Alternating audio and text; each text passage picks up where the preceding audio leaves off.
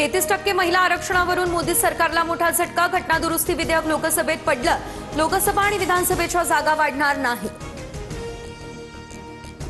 लोकसभेत डिलिमिटेशन विधेयकाच्या बाजूनं 298 तर विरोधात 230 मतं। विधेयक मंजूर होण्यासाठी 2/3 मतं मिळालेली नाही।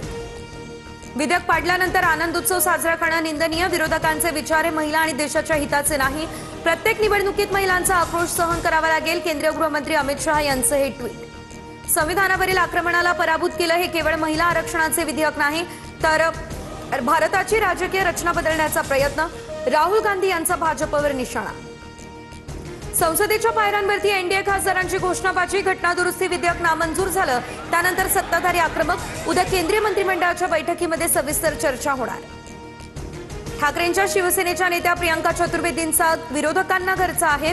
भारतीय महिलांसाठी हा दुःखद दिवस। महिला आरक्षण विधेयक मंजूर न झाल्यानं चतुर्वेदींनी व्यक्त केली नाराजी। उद्धव ठाकरे उमेदवार असल्यास विधान परिषद बिनविरोध होण्याची दाट शक्यता। मात्र विधान परिषदेच्या जागेसाठी काँग्रेसही आग्रही।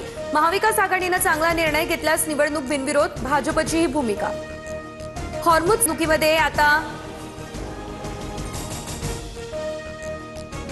6 फ्री सिलेंडर, 8 ग्राम सोनं। थलापतीकडून आश्वासनांची खैरात। नववधूला 8 ग्राम सोन्यासह रेशमची साडी, 8 सिलेंडर मोफत। दर महिन्याला महिलांना 2,500 रुपयांसह 200 युनिट मोफत वीज देण्याचाही वायदा।